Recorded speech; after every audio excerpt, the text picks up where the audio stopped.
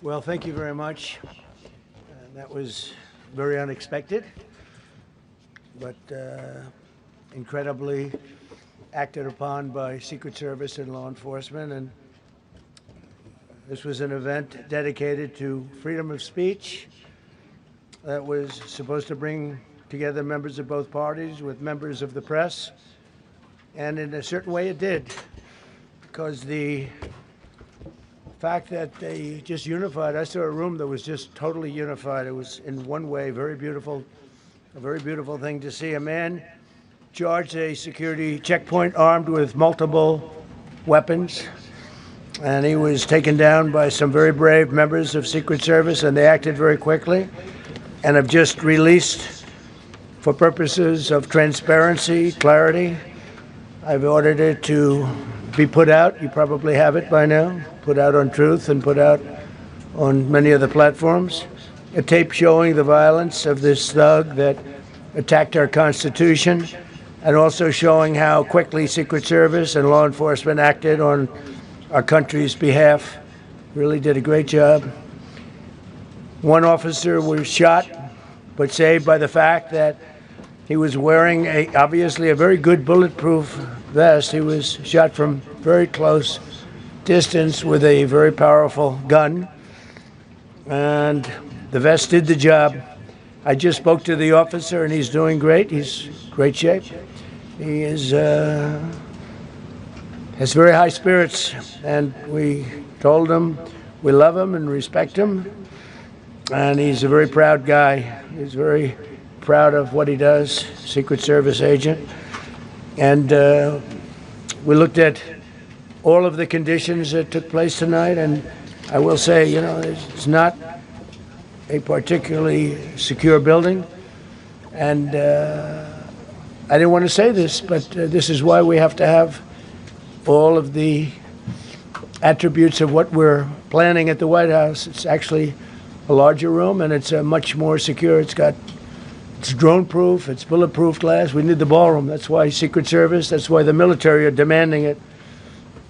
They've wanted the ballroom for 150 years for lots of different reasons, but today's a little bit different, because today we need levels of security that probably nobody's ever seen before. But everyone owes a tremendous debt of gratitude to the courage of law enforcement, the law enforcement, and working with the D.C. police, and we just spoke with the mayor. And when we're finished, the police chief is going to take over and discuss it also from their viewpoint. But they also performed exactly as they were supposed to, and you see the attacker in different positions, but you also see the attacker totally subdued and under control. So as you know, this is not the first time in the past couple of years that our republic has been attacked by a would-be assassin who sought to kill. In Butler, Pennsylvania, less than 2 years ago, you all know that story. And in Palm Beach, Florida, a few months after that, we came close. We really had, again, we had some great work done by law enforcement. But in light of this evening's events, I ask that all Americans recommit with their hearts in resolving our difference peacefully. We have to resolve our differences. I will say, you had Republicans, Democrats, independents, conservatives, liberals, and progressives.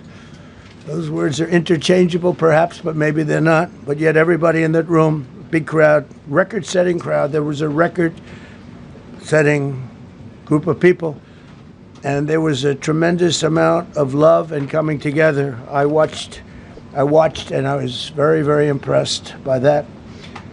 But we were, First Lady and I were taken very well care of, very quickly rushed off the stage. Vice President J.D. Vance, who's here, was likewise beautifully done. He was just saying how quickly everybody acted, law enforcement, Secret Service in particular in this case, but law enforcement. Marco had the same thing. Pete was there. Pete didn't want any help. He didn't want anybody to help him. He doesn't want anybody to help him, but he did get some, didn't you? And I think you also said that it was very impressive. So with that, I'd like to ask Todd Blanche to come up, say a few words, and tell you it's already underway. The man has been captured. They're going to his apartment. I guess he lives in California, and he's a sick person, a very sick person. And we don't want things like this to happen. I think it's very important that I say, though, and I told the representatives of the evening, they did such a beautiful job. It was such a beautiful evening. And again, they're talking about free speech in our Constitution. That's what it's all about, not just White House correspondents. It was really based on free speech in our Constitution. But I said very importantly that we'll do it again within the next 30 days, and we'll make it bigger and better and even nicer. So I just want to thank everybody that was involved. I also want to thank the press, the media. You've been very responsible in your coverage. I will say I've been seeing what's been out, and you've been very responsible. So Todd Blanche, I'd like to say a few words, and then we're going to have cash. And then you're going to go on. We can ask, I guess we can take a couple of questions. I want to thank the First Lady that was a rather traumatic experience for her. There was a lot of action taking place up there very quickly. But again, the response time was really incredible. And we're going to reschedule. We're going to do it again. We're not going to let anybody take over our society. We're not going to cancel things out because we can't do that. We wanted to stay tonight. I will tell you, I fought like hell to stay. But it was protocol. They said, please, sir, because they didn't know there was a lot of action going on, and they didn't know could there be probably a lone shooter, but we'll find out. We'll find out very quickly. They have it very well under control. So I want to thank everybody very much. And Todd Blanche, please. Thank you very much, Mr. President. Tonight you saw the very worst and the very best of this country. You saw the very worst by the actions of that coward that the President just talked about. But you also saw the very best because you saw law enforcement do exactly what they're supposed to do. And you'll see the videos come out, I expect, very shortly, and you'll see law enforcement do exactly what we want them to do. And so I echo what what President Trump just said, that we are extraordinarily grateful and appreciative of the men and women of law enforcement that did their jobs tonight, including one who was injured. This investigation is ongoing. I expect you will see charges filed shortly. The charges should be self-evident given the conduct, but as you'll hear, there will be multiple charges surrounding the shooting, around the possession of firearms, and anything else that we can get on this guy. The investigation is obviously ongoing and just started. There's federal law enforcement already working on search warrants and doing their job, and I don't want to get ahead of them and don't want to get ahead of the work that they're doing even as we speak. Director Patel and I were just on the crime scene a short while ago, and everybody in this room should rest assured that the Metropolitan Police Department, the FBI, Secret Service, everybody's on the scene doing their job. I know that the police chief is going to give an update from the scene as soon as we're finished here, and I obviously will lead the details of what they have learned to him. But in the meantime, I just want to thank everybody in this room for the courage. And I want to thank President Trump for his words, and I promise you, justice will be served. Thank you. Dr. Patel. Thank you, General. Thank you, Mr. President. The President's absolutely right. You saw the best resolve of American law enforcement because you, Mr. President, inspire them 24/7, 365. You give them the resources that they need, and they know that you have their back. And that is a changing dynamic in this country, and that's why you saw brave Secret Service agents respond immediately, swiftly, subdue and take down the suspect, and safeguard the lives of thousands of individuals at that hotel. Thanks to our interagency partnership with the Department of Homeland Security and the Metropolitan Police Department, the FBI was rapidly deployed onto the scene, took over the evidence response unit, is examining all the ballistics that were found on scene to include the long gun and the shell casings. We are conducting witness interviews as we speak. You will hear from our team on the scene there with the mayor and the head of the FBI field division there. But please know what the Attorney General has just said reigns no truer. You saw the very best of America tonight. The very best unite us at a time of uncertainty, because we have leadership here with the president, the vice president, that backs law enforcement, and the men and women that I shook their hands on the scene today could not have been prouder to show up on scene. And as the Attorney General said, make no mistake, we are conducting witness interviews. If you have any information whatsoever related to this event, 1-800-CALL-FBI, 1-800-CALL-FBI. No piece of information is too small. No piece of information is inadequate. We will evaluate it all. We will also be conducting interviews of those that were there. And if any of those individuals have information, please come forward to law enforcement or the FBI or the Metropolitan Police Department. We will be examining this individual's background thoroughly. That process has already started, and we are going to ensure that he was either a lone wolf actor or anyone else that was responsible. We will analyze all evidence immediately to make sure that we safeguard this country. Mr. President, Mr. Vice President, thank you for your leadership. Attorney General and Homeland Secretary Marlin, thank you for your partnership in law enforcement. Thank you. Okay, we'll do a couple and then we go to the chair. Madam Chairman, I just want to say you did a fantastic job. What a beautiful evening, and we're going to reschedule. Okay.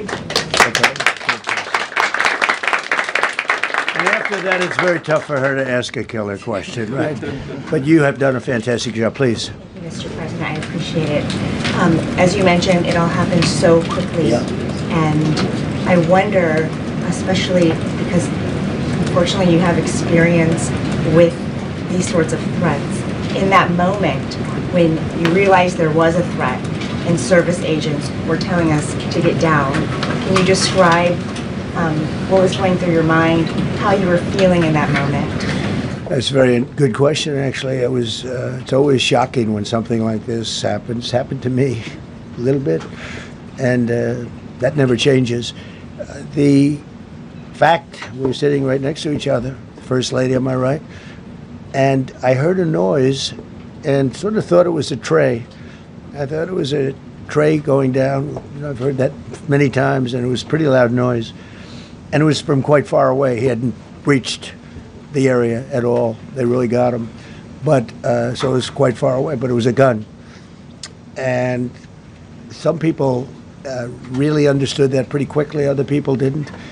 I was watching to see what was happening. Probably should have gone down even faster. Melania was very cognizant, I think, of what happened. I think she knew immediately what happened. She was saying, that's a bad noise. And we were whisked away along with other people, but we were really whisked away. And again, the performance of the Secret Service and the police, all of the law enforcement, I thought was really good. So it was very quick. There wasn't a lot of time to be thinking, because it was a matter of seconds before we were out the door and gone into an area. We very much, and you wanted to too, we very much wanted to continue it, because I don't like to let these sick people, these thugs, these horrible, horrible people, change the fabric of our life, change the course of what we do. So we held out. You were there. We held out right till the end, but they didn't want to take a chance, and I understand there was protocol.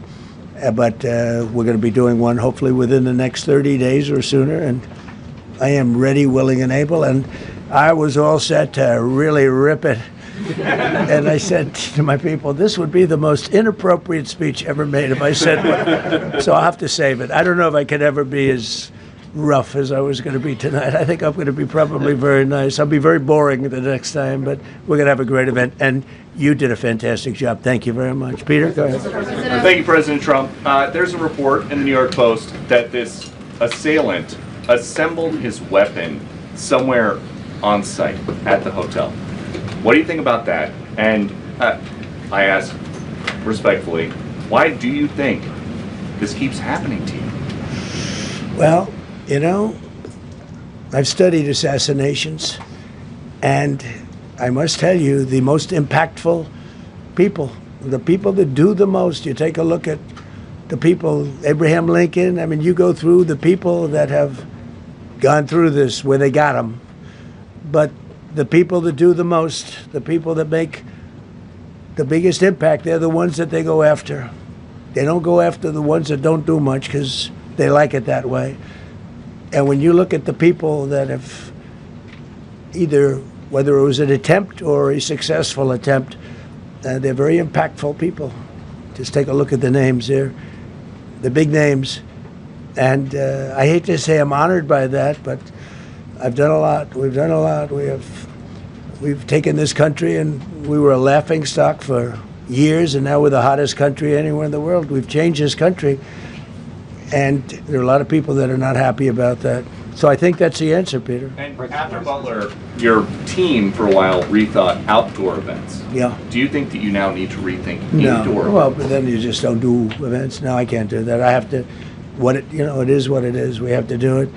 The room was very, very secure. He charged from 50 yards away, so he was very far away from the room. And what did you think when you saw the video of how fast he was running? He was moving. He was really moving. And the reaction time was great. Boy, those guys, they had their guns drawn literally by the time he was there. They were shooting. That's right. I thought they were very impressive. And if I didn't, I'd let you know, I'm not going to be, I would not stand for that. No, I thought they were very impressive. Thank you, President Trump, and thank you for updating us on the suspect earlier. Were you aware of any threats? Was your team aware of any threats beforehand? And do you believe you were the target of this tonight? I guess. I mean, these people they're crazy. They're crazy, and you never know. He was very far away from me. He had to go through a lot. We had resources all over. We had resources sitting at tables, literally in disguise, sitting maybe at your table, who knows? But we had people all over the room, so he had a long way to go. That was really a first line of defense, and they got him.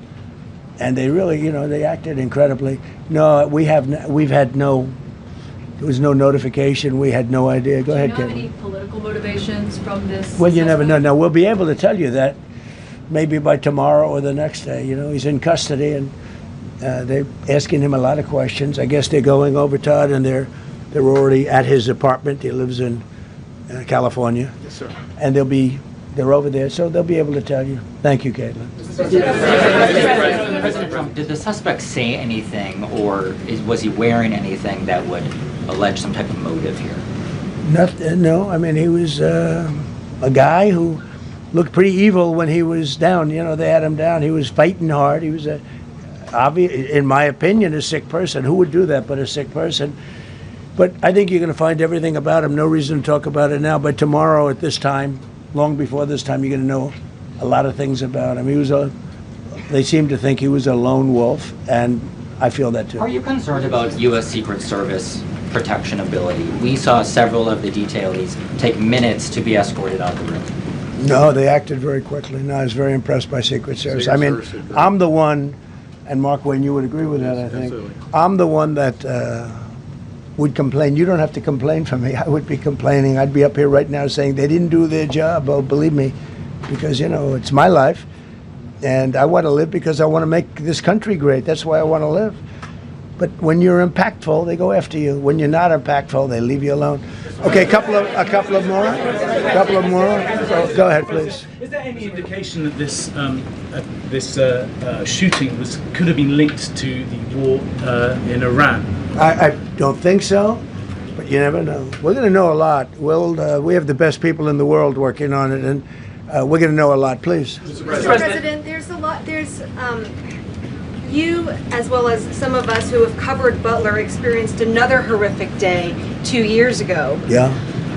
What felt similar? You had the First Lady with you today. What felt different? And you have another 2+ years in office. Are you concerned about something like this happening Well, I again? can't be concerned. I can only get great people. They did the job, in my opinion, a much better job than Butler. Butler had one weak spot that we all know about. Somebody should have been up there. But even Butler, we had our sniper on our side within 4.2 seconds from a distance of about 400 yards, one shot, and he was gone.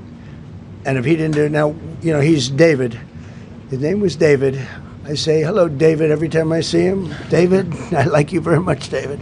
But think of that. Now, if he doesn't hit him, and he hit him right between the eyes from 400 yards without any notice, nobody knew. He heard a sound. He looked over, and there was actually a tree that was somewhat in his way. You know the story very well. And he aimed, he fired, and if he didn't do that, beyond me, you would have had a lot more people killed. We lost one great person and 2 people very badly hurt. They're okay now. But no, that was, so in a sense, pretty amazing the job they did, but they did have that 1 weak spot. As you know, they should have had that covered. Tonight they had everything covered very quickly, and he was fast. He was running full blast, and they got him before they got any further. I was very far away. You know, he hadn't anywhere close to breach the doors of the ballroom. The ballroom was sealed, and everybody in there. That's why once those doors opened, they didn't want to do tonight. If the doors weren't opened, we could have probably done it tonight, but I think we're much better off rescheduling. Yeah, please. Mr. President, for you and perhaps law enforcement as well, what is the level of confidence that this was a lone actor, and has the suspect made any statements to police while in custody? Yeah, I think it's just it's not my profession. We have great professionals up here and outside that have been working with us. My impression is he was a lone wolf, whack job. These are crazy people.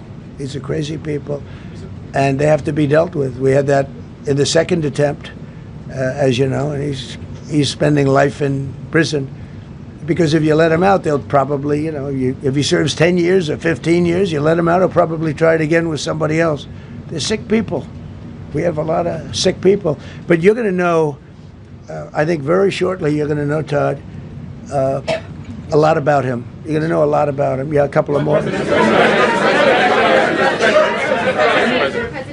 Yeah, please, go ahead. Are you concerned about political violence? This could be politically motivated. All violence. I'm concerned about everything. Look, but I can't be so concerned that you can't function. No, I'm here. It's a dangerous profession. You know, I tell the story, race car drivers, I think it's very dangerous. So if you take 1% and then take about 10% of 1%, just to break it down very easily, they die. So much less than 1%, 10% of 1%. I think bull riding is very dangerous. If you take about the same, 10% of 1%, much less than 1%. But if you take presidents, it's 5.8%. And about 8% are shot at. So nobody told me this was such a dangerous profession. If Marco would have told me, maybe I wouldn't have run. Maybe I would have said, I'll take a pass. No, it's a dangerous profession, but I don't view it that way. Look, I'm here to do a job. As part of the job, it is a dangerous, I can't imagine that there's any profession that's more dangerous. But I love the country, and I'm very proud. I'm very proud of the job we've done. You see what's happened. We have a great country. We've got, I think, the most successful, the hottest country anywhere in the world. This happened over a period of just a year, and we're going to do great things. But with that come risks. There's no question about it. Yeah. To that end, I mean, there's been so much political violence, not just aimed at yourself, but at other members of Congress, state house speakers, you name it. Is that just the cost of doing business to do politics in America anymore? Yeah, well, what does that say about our country? Too. We're not the only country. You look at this great violence with all countries. I was talking to somebody from another country today, and they have numerous assassinations of political figures all over the world. You look at South America, it's like some of the numbers are just horrific. It's dangerous stuff, whether it's here or someplace else. No country is immune. No country. Good question. Will you turn that temperature down at this point? Well, probably if I decided to just not do much, if I let everybody rip us off and take advantage of us. Look, we're leading the world in trade now. We're leading the world in the military. We're the greatest military in the world. I rebuilt it in my first term, and now we use it because we have no choice. We can't let, as an example, Iran, we can't let them get a nuclear weapon. Everything will be peanuts compared to that if they ever were given a nuclear weapon, and they'd use it too. Marco and I were talking about it today. They would use it without even hesitation. We can't do that. It was a shame. I said, oh boy, look at the numbers. We just broke 50,000 in the Dow. We just broke 7,000 in the S&P. They said we couldn't do it in 7 years, in 5 years, 4 years. They were saying maybe in 5 or 6 years. And we did it in 1 year. And I called everybody together. I called all of these people and others, and I said, we have to take a little journey. I say to do this. We just had the great number. We just broke 50,000. Wasn't supposed to happen during my term. Wasn't reachable. We did it in 1 year, and I said, we're going to have to make a journey to Iran. They're going to have a nuclear weapon if we don't do it. We had the B-2 bombers take them out. I terminated in the first term the Obama agreement, the Iran nuclear agreement, which was a disaster. That was a road to a nuclear weapon. They would have used it. They would have used it 100%. So, you know, when you do things like that, you become a target. If I wasn't doing that, I guess I'd be a lot less of a target. But I'm honored to be. Okay, one more question. Go ahead.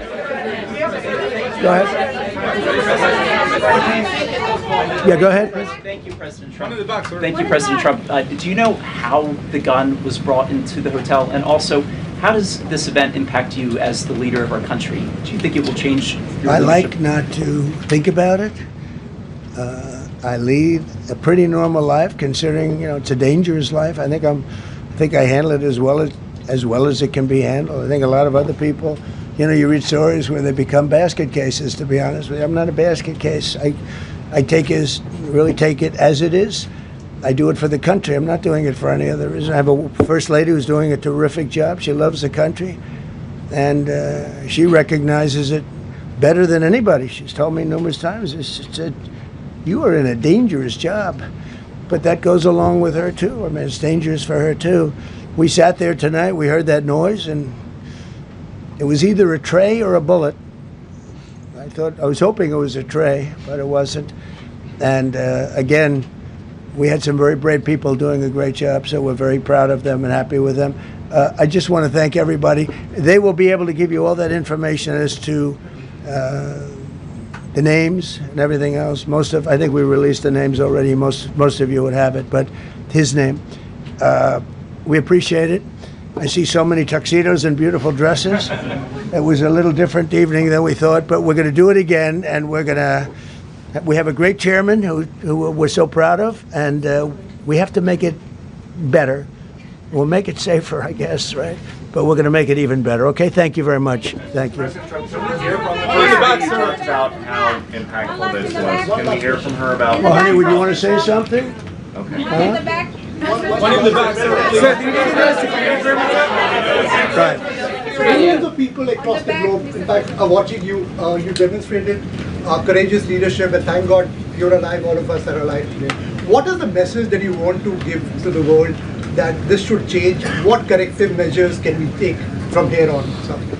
Well, all you can do, look, I don't care how many people you have, how good they are. They can be the greatest people. You have the greatest security in history. If you have a whack job who's got a brain, but it's a little bit distorted or a lot distorted, they can make trouble. I would say, Pete, right? You know, they can make trouble. Some of these people are of genius level IQ, and they're nuts. So it can be trouble. So you do absolutely the best. You get the best. We have the best people. Well, look, it was proven tonight. He started running from 50 yards, and he was fast. He was like a blur on tape. He was moving. It was very impressive the way they got him, because a lot of people would be looking and saying, you know, it's like a weird feeling, and they would let him get through, but they didn't let him get through. They drew those guns so fast. They looked like Matt Dillon. They looked like somebody that knew what they were doing. What do we do? But it comes with the territory. And if you want to do a great job, I really believe that. And you take a look at what's happened to some of our greatest presidents, and it doesn't happen to people that don't do anything. And it's not going to deter me from winning the war in Iran. I don't know if that had anything to do with it. I really don't think so, based on what we know. But we're going to continue to do a great job. That's all I can do. Thank you very much. We'll see you tomorrow. Thank you. Thank you. Thanks, President Trump. Thank you. Glad you're okay.